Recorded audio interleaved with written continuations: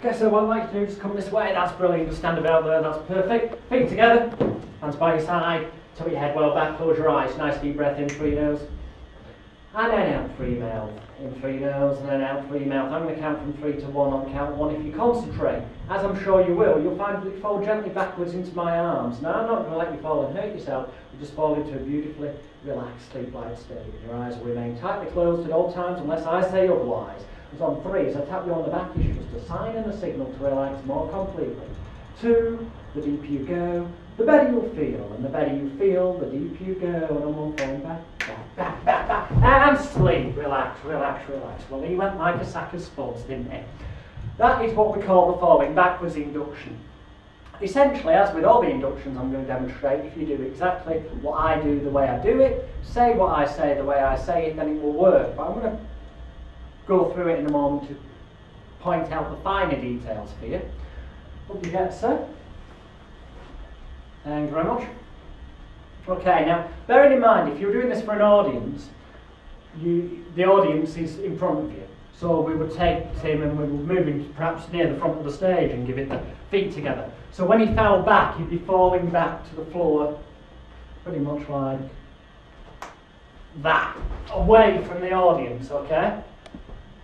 Because visually it looks better, but for the purposes of this video, all the inductions we do that would normally be face on to the audience, we're going to do sideways on.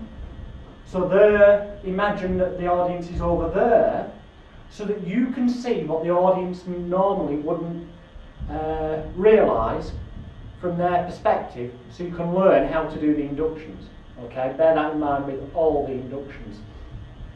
So, you'd be very forceful, come here sir, and you pull them around, and the reason for that is you're taking control, you're dominant, you're the hypnotist, you're in charge. Okay, just stand there, that's wonderful sir, very forceful. We say feet together, and I literally knock his feet together to make sure he's like that. Now at that point, it's very easy to tilt him either direction. We then come in, and this foot goes against, my right foot goes against the back of his feet. So we've now got an even bigger pivot effect, if you like. My right hand goes around his body and says head well back, and as I say it, head well back, I pull his head back.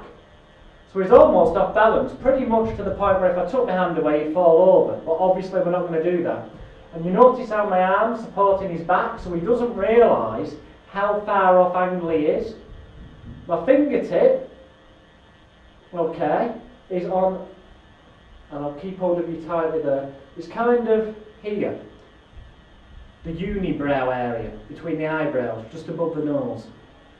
And as I count from 3 to 1, always counting backwards, so for inductions putting people to sleep, numbers go backwards, 10 down to 1 or 3 down to 1. When we're awakening them, we count upwards, so I'm going to count to 3, you'll be wide awake, 1, 2, 3. Awakening, numbers go up, voice gets louder and more enthusiastic. Inductions, numbers go down, backwards, voice goes lower. So we've got the feet together, foot there for the pivot, finger on the unibrow pulls the head back, they're off balance but you're supporting it. So when your arm moves away, they can fall back quite easily. You say and close your eyes. The effect of this is to totally disorientate. Breathe in through your nose and then out through your mouth. That sends lots of fresh oxygen to the brain, makes them feel good, again it disorientates, makes them feel a bit dizzy. And so we count those numbers back and say any old psychobabble waffle, such as the deeper you go, the better you'll feel, etc. We gently pull the fingertip backwards, and it really is, I'll demonstrate, really is very, very, very gentle. The more gentle that's done, the more it has the effect of making the person move backwards, following your finger.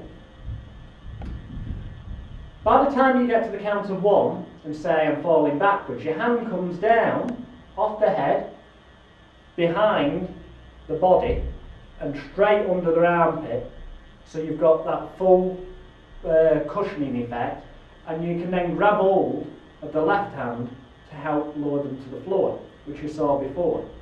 Now I'm going to put that all together for you, but just one more time. You see, it's move them around, take control, feet together, make your pivot, head back, fingering unibrow, supporting them, And later on, I then say as I tap you on the back, it's a sign and a signal to relax more.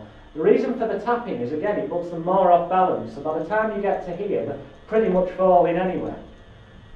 I'll do it one more time all together, but as I do it, I will say what I'm doing. So when you watch it in conjunction with the first version, it'll make sense to you. So it's move them around, get them together, feet together, knock the feet together, get in pivot position with your foot, head well back, unibrow, finger back, supporting back. Waffle, waffle, waffle, feeling deeper, breathe in through your nose and then out through your mouth, making them more dizzy. Finger very gently moving backwards as I tap you on the back, thus making them more disorientated, and then when it comes time to sleep, back, under, and lower them down. Now Tim, for the purposes of this, is obviously helping himself, lower himself. On stage, the people go like sacks of spuds, but they don't feel it because basically they're so relaxed. Remember, it looks like they're going, but they're not because you've cushioned the fall, so they're only really going about that far. Okay, hope you get Tim, that's brilliant. That's the falling backwards induction.